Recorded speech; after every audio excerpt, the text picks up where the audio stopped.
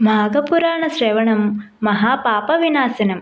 పరమ పవిత్రమైన మాఘమాసంలో నిరాటంకంగా కొనసాగుతున్న మాఘపురాణంలో 11వ అధ్యాయంలోని ఇంద్రుని కోసం పద్మపర్వతం మీద వెతుకుతున్న దేవతలకు కనిపించిన తొండ మాఘస్నానంతో అందమైన స్త్రీగా మారిన వైనం గురించి ఈ కథనం.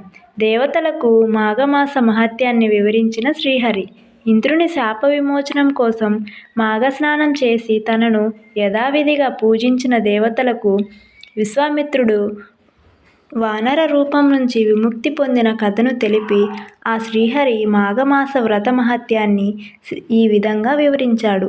దేవతలను ఆచరించిన ఈ మాఘ వ్రతంలో ప్రీతి చెందిన శ్రీహరి వారితో, దేవతలారా, విశ్వామిత్రుని శాప విమోచనం కలిగించిన మాఘ స్నానం ఇంద్రుని కూడా తరింపజేస్తుంది. మీరు పద్మావతి పర్వతంపై ఉన్న ఇంద్రుణ్ణి తీసుకువెళ్ళి తుంగభద్రా నదిలో మాఘ స్నానం చేయిస్తే అతనికి పూర్వరూపం వస్తుంది. ఇంకా మాఘమాస మహత్యాన్ని చెబుతాను, శ్రద్ధగా వినండి అంటూ శ్రీహరి చెప్పసాగాడు. మాఘమాస వ్రత మహత్యం. మాఘమాసంలో గోపాదం మునిగే అంత నీళ్లలో అయినా సరే స్నానం చేసి మాఘమాసాధిపతి అయిన నన్ను పూజించిన వారు వైకుంఠాన్ని చేరుతారు.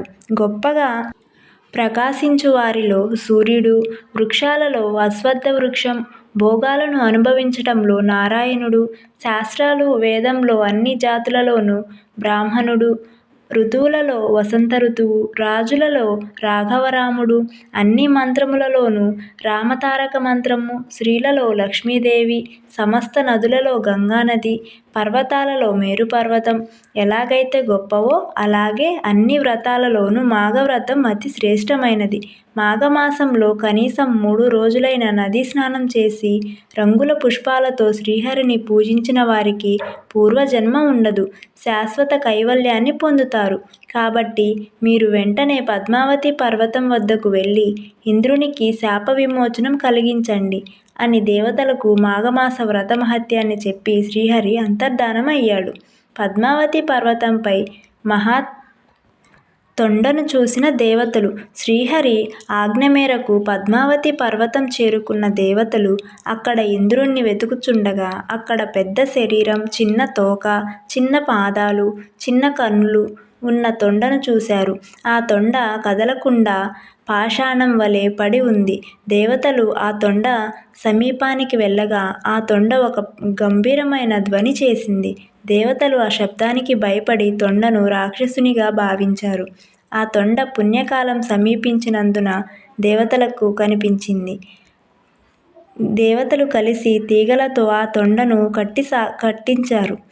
అప్పటికి వారు తొండను కొంచెం కూడా కదల్చలేకపోయారు. అప్పుడు దేవతలు శ్రీహరి చెప్పిన విషయం గుర్తుకు చేసుకొని తుంగభద్రా నదీ జలాలతో ఆ తొండను అభిషేకం చేశారు. మాఘ స్నానంతో సౌందర్యవతిగా మారిన తొండ. మాఘమాసంలో తుంగభద్రా నదీ జలాలతో జరిగిన మాఘస్నానంలో ఆ తొండకు శాప విమోచనం కలిగి తొండ రూపం పోయి సకలాభరణ భూషితమైన స్త్రీ రూపాన్ని ధరించింది. ఆ సౌందర్యవతి దేవతల సమీపానికి వచ్చి వారికి నమస్కరించి నిలబడింది. అప్పుడు దేవతలు ఆశ్చర్యపోయి ఆమెతో, నీవు ఎవరు? నీకు ఈ తొండ రూపం ఎలా వచ్చింది అని అడిగారు. ఈ విధంగా తొండ శరీరాన్ని విడిచిన సుందర వనిత ఆమె వృత్తాంతాన్ని వివరించమని కోరగా ఆమె ఈ విధంగా చెప్పసాగింది. నేను కాశ్మీర దేశంలో సుశీలుడు అనే బ్రాహ్మణుడి పుత్రికను. నా తండ్రి యుక్త వయసులో నాకు వివాహం చేశాడు.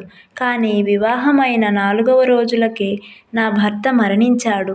అతి చిన్న వయసులోనే నాకు ఈ గతి పట్టడం చూసి నా తండ్రి విచారంతో, జీవితంపై వైరాగ్యంతో నన్ను బంధువుల ఇంట్లో విడిచిపెట్టి నా తల్లితో కలిసి అరణ్యాలకు వెళ్ళాడు. కొంతకాలం తర్వాత తన యోగ విద్యతో శరీరం విడిచి పుణ్యలోకాలకు చేరాడు. నా తల్లి కూడా అతన్ని అనుసరించింది.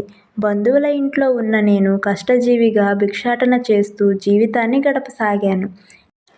నేను ఏ రోజు శుభ్రమైన అన్నం తిని ఎరుగను. ఎప్పుడూ చద్ది అన్నం, ఇతరులు తిని వదిలేసిన అన్నాన్ని తింటూ ఉండేదాన్ని.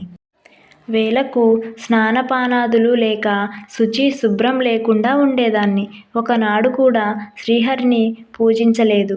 దేవాలయానికి వెళ్ళింది లేదు. ఎవరైనా హరికథలు చెబుతున్నా వింటున్నా వారిని హేళన చేస్తుండేదాన్ని. ఒక్కనాడు కూడా హరిని పూజించడం, దేవాలయానికి వెళ్ళడం లాంటివి చేయలేదు. ఎవరైనా చిల్లర వేస్తే కొన్ని వస్తువులు కొని తిరిగి అమ్ముతూ పుష్కలంగా ధనం సంపాదించాను. కానీ ఏనాడూ దైవకార్యం, దానధర్మాలు చేసి ఎరుగను.